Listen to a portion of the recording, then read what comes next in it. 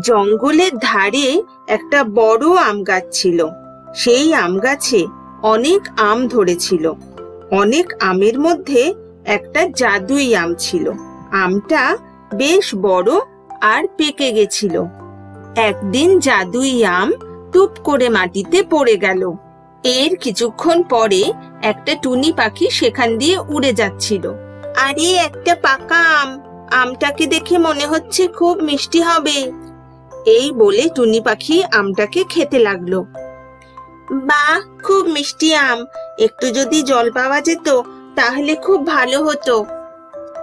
যেই না টুনি পাখি জল খেতে চেয়েছে, অমনি আমটা চকচক করে উঠল, আর সাথে সাথে টুনি পাখির সামনে এক কলসি জল এসে গেল। এ কি হলো? জল চাওয়ার সাথে সাথে আমটা চকচক করে উঠলো কেন? আর এই এক কলসি জলই বা কোথা থেকে এলো? এই আমটা কি তাহলে কোনো ইচ্ছা পূরণকারী জাদুই আম? হ্যাঁ, তুমি ঠিক বলেছ, আমি একটা জাদুই আম। আমাকে একটু খেয়ে কেউ যদি আমার কাছে কিছু চায়, তাহলে আমি তার ইচ্ছা পূরণ করি। তুমি আমাকে খেয়ে জল চেয়েছো, তাই আমি তোমাকে জল দিয়েছি। আরে বাহ, তুমি কথাও বলতে পারো। এখন থেকে আমি তোমার সাথে থাকবো আর তোমার ইচ্ছা পূরণ করব। যেদিন অন্য কেউ আমাকে খাবে, সেদিন থেকে আমি তার সাথে থাকবো আর তার ইচ্ছা পূরণ করব। এই বলে জাদুই আম টুনি পাখির সাথে তার বাসায় চলে এলো। এরপর থেকে জাদুই আম আর টুনি পাখি একসাথে থাকতে লাগলো। আর টুনি পাখি জাদুই আমের সাহায্যে জঙ্গলের অন্য পশু পাখিদের খাবার জোগাড় করে দিতে লাগলো। সেই জঙ্গলে থাকতো একটা দুষ্টু বাঘ। টুনি এত খাবার পাচ্ছে কোথা থেকে? এই ভেবে একদিন বাঘ টুনির পিছু পিছু টুনির বাড়ি এলো। টুনির ঘরে উকি দিয়ে বাঘ দেখে টুনি জাদুই আমটাকে একটু কামড়ে খেয়ে বলছে, জাদুই আম, বনের অন্য পাখিদের জন্য খাবার নিয়ে এসো। আর তক্ষুনি আমটা চকচক করে উঠল আর টুনিকে অনেক খাবার এনে দিল। বাঘ লুকিয়ে লুকিয়ে সব দেখল। বাঘ টুনির ঘরে ঢুকতে পারবে না বলে এক থাবাতে টুনির ঘর ভেঙে দিল।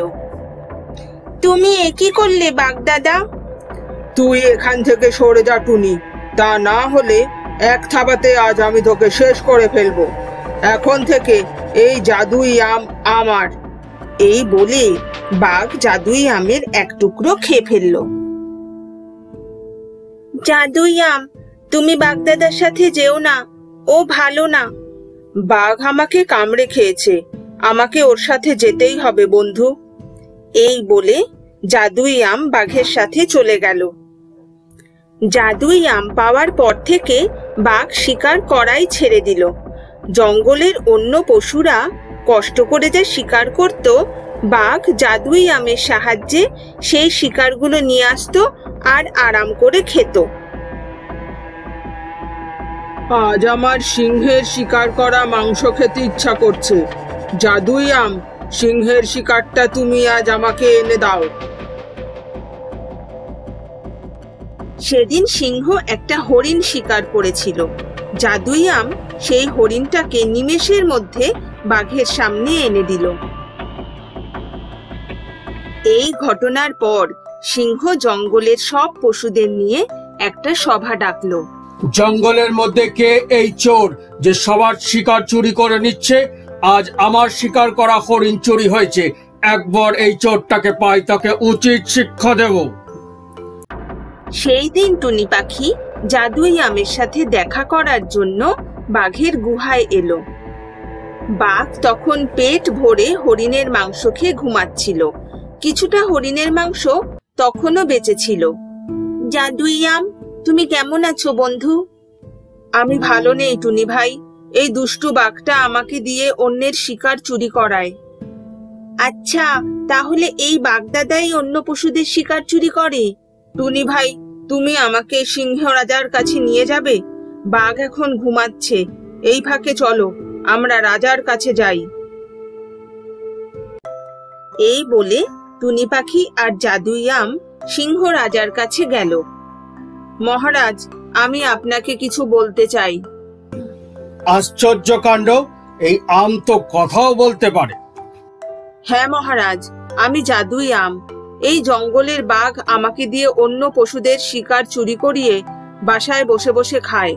আজ আপনার শিকার করা হরিণও ওই বাঘই আমাকে দিয়ে চুরি করিয়েছে। আপনি যদি বিশ্বাস না করেন, আমার সাথে বাঘের গুহায় চলুন, তাহলেই সব বুঝতে পারবেন। জাদুই আমের কথা শুনে সিংহ রাজা প্রচন্ড রেগে গেল। তুমি ঠিক বলছো, চলো তো বাঘের গুহায়, আজ বাঘকে উচিত শিক্ষা দেব। সিংহ, জাদুই আম আর টুনি পাখি বাঘের গুহায় এলো। সিংহ তার শিকার করা হরিণটাকে বাঘের গুহায় দেখতে পেল। তোর এত সাহস, তুই জঙ্গলের পশুদের শিকার চুরি করে খাস, আর আজ তুই আমার শিকার চুরি করেছিস? এত বড় সাহস! আজ তোকে আমি মজা দেখাচ্ছি। এই বলে সিংহ বাঘের ওপর ঝাঁপিয়ে পড়ল। বেশ কিছুক্ষণ লড়াই হওয়ার পর সিংহ বাঘকে মেরে ফেলল। জাদুই আম, এবার তুমি কি করবে? মহারাজ, আমি টুনি পাখির সাথে থাকব। টুনি খুব ভালো। ও জঙ্গলের অন্য পাখিদের ইচ্ছা পূরণ করে। ও নিজের জন্য কিছুই চায় না। সেদিনের পর থেকে জাদুই আম টুনি পাখির সাথেই থাকতে লাগলো।